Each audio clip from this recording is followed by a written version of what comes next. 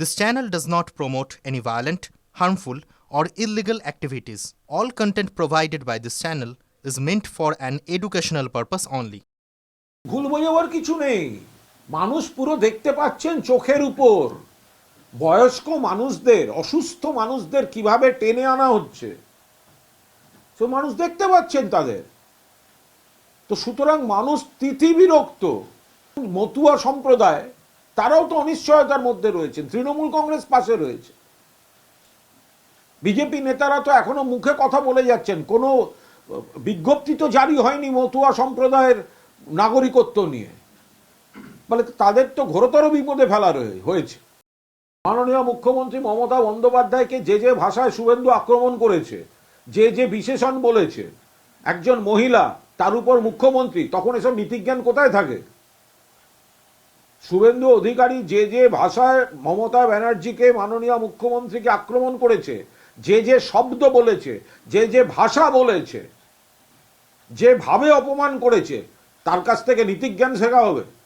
মমতা বন্দ্যোপাধ্যায় উত্তর তো দেওয়ার কথা জ্ঞানেশ কুমারের। এখন জ্ঞানেশ কুমারের ঢাল হয়ে বিজেপিকে নামতে হচ্ছে কেন? না, বিজেপির নির্দেশেই তো জ্ঞানেশ কুমার চলেন। সেই তাগিদ থেকে সাত তাড়াতাড়ি শুভেন্দু চিঠি দিয়েছে।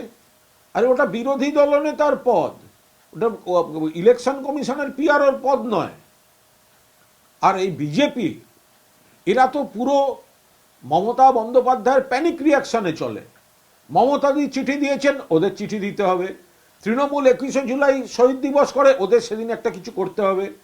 প্যানিক রিয়াকশনের ওপর তৃণমূল যা করছে তার উপর থাকলে যদি কোথাও প্রাসঙ্গিকতা সূত্রে একটু খবরে ভেসে থাকা যায়। সবটা এটা কি করে হয়? আমরা ক্ষমতায় এলে করব।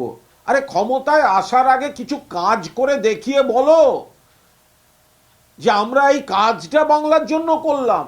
মমতা বন্দ্যোপাধ্যায় আজ যে ঐতিহাসিক সূচনাটি করেছেন, সেটি বিজেপি তার বঙ্গবিরোধী, জনবিরোধী দৃষ্টিভঙ্গিতে সহ্য করতে পারছে না। তার থেকেই এখন এর অনুমতি নেই, ওর অনুমতি নেই। অনুমতি কার কি দরকার সেগুলো রাজ্য সরকার বুঝবে, নির্মাণকারী সংস্থা বুঝবে, করবে। আর সেতু নির্মাণের জন্য যদি অনুমতি দরকার হয়, যে যে দপ্তরের দরকার হবে সেই দপ্তর দেবে, বাংলার মানুষের স্বার্থে দেবে, উন্নয়নের স্বার্থে দেবে। যখন বয়স্ক মানুষদের লাইনে দাঁড় করিয়ে রাখছিল ডেকে এনে, তখন কোথায় ছিলেন শুভেন্দু অধিকারী? শুভেন্দুকে তো তখন খুঁজে পাওয়া যায়নি। তৃণমূল কংগ্রেস পাশে ছিল, তৃণমূলের নেতারা বারবার ডেপুটেশন দিয়েছেন। হচ্ছে কি? বৃদ্ধাদের ডেকে পাঠানো হচ্ছে, অসুস্থদের ডেকে পাঠানো হচ্ছে, যান বাড়িতে গিয়ে করুন, অথবা ভার্চুয়ালি হিয়ারিং করুন। তৃণমূলের চাপে ওটা থেমেছে।